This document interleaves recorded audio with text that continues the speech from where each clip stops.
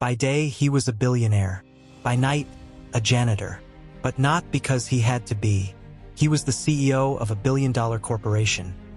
Yet here he stood, mop in hand, scrubbing toilets. Why? Because something didn't add up. And what he was about to uncover inside his own empire would bring one man's career to a crashing, humiliating end. Rumors had trickled in, quiet complaints from anonymous staff. Words like toxic, fear, and favoritism began appearing in the company's otherwise glowing internal reports. The CEO, Ethan Graves, was known as a fair man, but he didn't believe in second-hand truths. If something was poisoning his company, he wanted to see it with his own eyes. Ethan shaved his beard, donned overalls, and assumed a new name, Ray. He partnered with HR to secretly rehire himself as a night janitor. A hidden camera in a cleaning cart, a wire tucked beneath his collar. For 2 weeks, Ray would work unnoticed, cleaning the offices of Graves Tech and documenting everything. It began quietly. Ray was invisible, just another faceless worker pushing a mop. But what he saw during those midnight hours would shake him. One executive ignored him entirely. Another nodded kindly, but one manager stood out. Trevor Langston, regional operations head. He didn't nod. He didn't speak. He sneered. Trevor ruled with an iron fist and a silver tongue. In meetings, he smiled. Behind closed doors, he belittled. Ray witnessed it firsthand. A young analyst brought him coffee, wrong temperature. Trevor dumped it in the trash without a word. Later, he whispered to HR that she had an attitude problem. Ray clenched his fists. Ray started to notice patterns. Trevor berated the quiet, mocked the foreign-born. The office's only disabled staff member, assigned the worst shifts.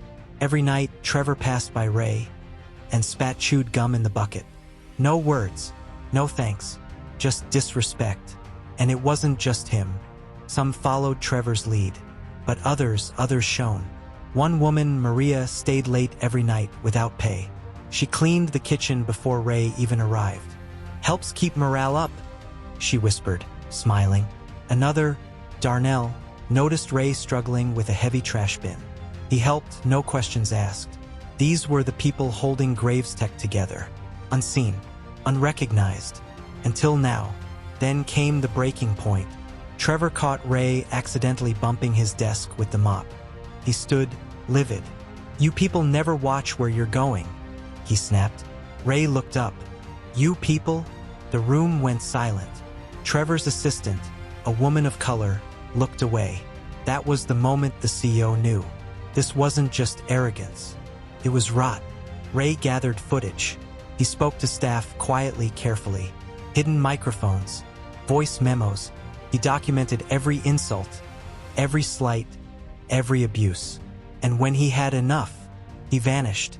Ray stopped showing up, and Ethan Graves returned. Invitations were sent. Every employee, mandatory attendance. The room filled. Trevor sat in the front row, smug, sipping overpriced coffee. The projector turned on. A janitor appeared on screen, mopping floors. Trevor smirked until the janitor looked up, and everyone gasped. Ethan walked on stage. No overalls, no mop, just power and truth.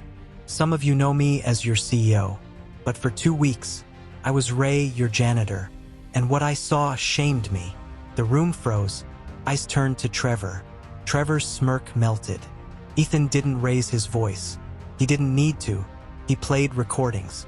Insults, derogatory comments, gaslighting. Trevor paled. "And here," Ethan said, "is how you treat people you think are beneath you." He pointed to the footage. "Mr. Langston, your employment is terminated. Effective immediately." Security approached. The crowd erupted, in disbelief, then applause. In the days that followed, the company transformed. Raises were issued. Maria was promoted to office manager. Darnell, given a scholarship to complete his MBA. Ethan implemented an open-door policy, mandatory ethics training, and anonymous staff feedback programs. The media picked up the story. CEO exposes abusive manager in undercover operation. Trevor tried to sue. He lost. And Ethan? He didn't care about the headlines. He cared that justice had finally found its place. In the very building he once feared had lost it. Power doesn't always wear a suit. Sometimes it wears gloves and carries a mop. And dignity? It belongs to those who treat everyone with respect, whether they think someone's a janitor or a CEO. Trevor didn't go quietly. As security escorted him out, he screamed, "This is a setup. I built this region." But the silence that met his outburst spoke volumes. Even his closest allies looked away. He wasn't a leader. He was a symptom of a deeper disease Ethan was determined to cure. The break room buzzed with disbelief. He was the janitor this whole time? You mean Mr. Graves? Maria sat quietly, processing the moment. Then she smiled. Maybe now people will finally be seen. The silent heroes of Graves Tech were no longer invisible. In the privacy of his office, Ethan watched the unedited footage again. Trevor mocking an intern, laughing at a struggling single mother, calling maintenance staff replaceable. The damage ran deeper than he thought. It was time to do more than fire one man. It was time to rebuild. HR was supposed to protect employees. So why had so many complaints gone unanswered? Ethan summoned the HR director. She was pale before he spoke. We're auditing every case file you ignored, because silence in the face of abuse is complicity. One by one, department heads were evaluated. Some had fostered toxic environments for years, protected by numbers and titles. Ethan didn't care. He launched a full-scale internal review. And with every discovery, he asked one question. Would this have surfaced if I weren't Ray? Ethan created a new position, employee advocate, and he knew exactly who to appoint. Maria. She fought tears as he handed her the badge. I'm just a cleaner, she said. You're the soul of this place, he replied. For the first time, she was heard. Late one night, Ethan sat in the janitor's closet. The mop still leaned where he left it. He remembered his father, also a janitor, how he was ignored, dismissed. Now Ethan realized he hadn't just gone undercover to test others. He went back to honor where he came from. With trust restored, employees began sharing stories about unfair evaluations, racial bias, gender pay gaps. The data hit like a punch to the gut. Trevor was just the face of the problem. But now stories had power, and stories Ethan knew would drive change. Not everyone supported Ethan's actions. Some board members whispered behind closed doors. He's too emotional. He's exposing too much. Ethan confronted them. If you value profit over people, resign now. For did. He didn't mourn them. The company needed believers, not bystanders. 3 weeks later, a video surfaced. Trevor, drunk, ranting online, calling the company woke garbage. Ethan watched in silence, then smiled. Sometimes, he said to Maria, your enemies reveal more about themselves than you ever could. Some staff who had once aligned with Trevor begged for forgiveness. One, Lance, a senior analyst, had laughed at Trevor's jokes. I was scared, he confessed. Maria faced him. Fear explains it, but growth is what earns redemption. He nodded, humbled. Change, after all, starts with ownership. Monthly listening sessions, anonymous suggestion boxes, quarterly ethics reviews. Ethan was turning Graves Tech into something more than profitable. He was turning it into a place of purpose. And employees were finally thriving. While reviewing old complaint archives, Ethan found a file, unopened, from 6 months ago. The woman had quit. Trevor called me worthless. HR told me to keep quiet. Ethan tracked her down. He offered her a formal apology and a job. She cried. No one had ever said, I'm sorry. News outlets swarmed the story. Undercover CEO cleans house, restores respect. Stockholders called, some furious, others inspired. Ethan made one statement: our company must be worthy of the people who make it run. The market responded and soared. At the annual holiday party, something had changed. No hierarchy, no fear. Maria gave a speech. Darnell danced with the VP of Finance. Ethan watched from the back, smiling. He didn't need applause. He just needed to know he'd made things right. Ethan invited the entire janitorial crew to the boardroom. They shuffled in, nervous. He stood and clapped. "I was one of you," gasped. Laughter, then tears. Because in a world where they were always last, today they were first. Ethan brought in an external firm to rebuild HR. They instituted zero-tolerance policies, mandatory empathy training, and most importantly, independent review of every complaint. No more burying voices beneath bureaucracy. Ironically, Trevor left a legacy, but not the one he wanted. His name became synonymous with everything the company would no longer tolerate.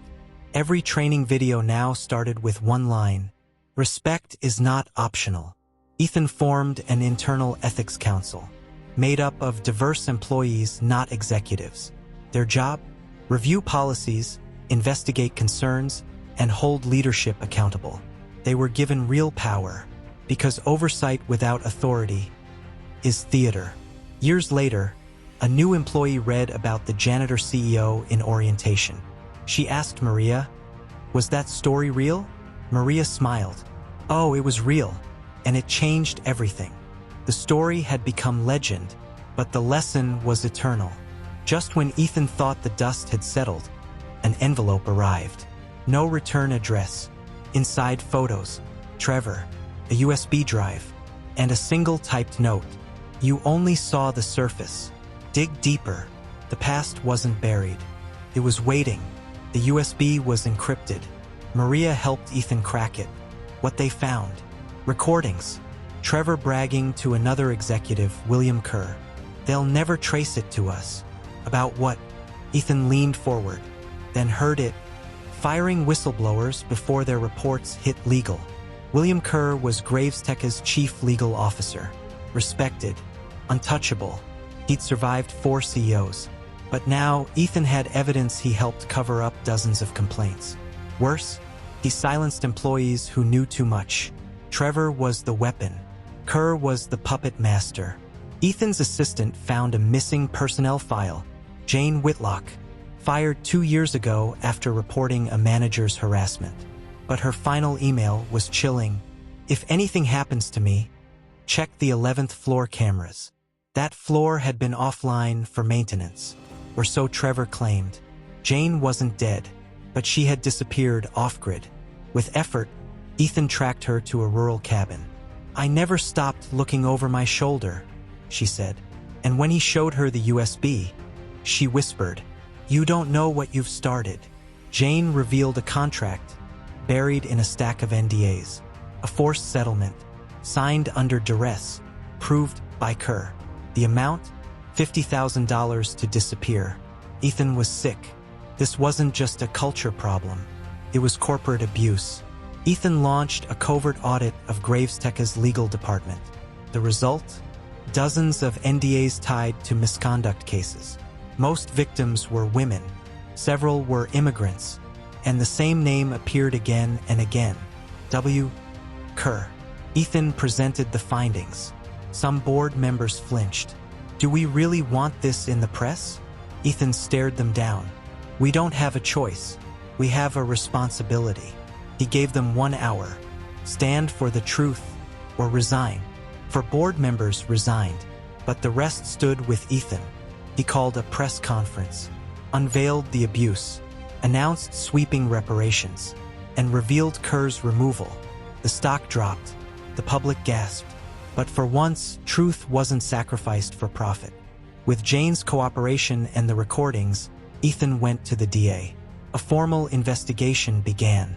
Kerr was arrested for conspiracy, obstruction, and witness intimidation. His mugshot was all over the news. The once untouchable king now wore handcuffs. In jail, Kerr made one desperate call to Trevor. But Trevor was already cooperating. "I'll testify," he told prosecutors.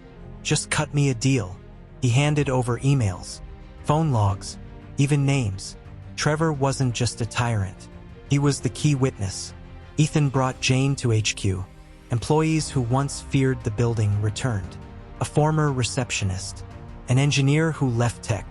They stood in a room together for the first time, not as victims, but as survivors. Ethan launched the Whitlock Fund, named after Jane. $20 million set aside for victims of workplace abuse, free legal aid, mental health services, and most of all, a platform to tell their stories without fear. The SEC launched a surprise investigation into past Graves Tech filings. Turns out, Kerr manipulated internal reports to protect high-performing executives. His crimes weren't just internal, they were federal. He now faced up to 25 years. Ethan recorded a video, not a press release, not a company statement, just him. "I went undercover to test character. What I found was a reckoning." He posted it unlisted, shared it with employees only, because healing doesn't start on a stage. It starts with honesty. In an internal tribunal, Trevor faced the victims he mocked. They testified, one by one. He didn't speak, just stared at the floor. The final verdict? Lifetime ban from corporate leadership. His legacy erased. Maria received a new title, Chief People Officer, first of her kind. She redesigned training, policy, disciplinary action. "I clean messes," she said with a grin. And this place was filthy. Other companies took notice. CEOs reached out. "How did you do it?"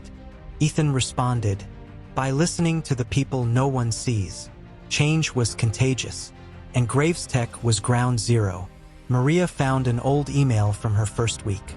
She'd reported Trevor for yelling at a janitor. HR never replied. Now she archived it, not in shame, but in triumph, because the janitor became the CEO.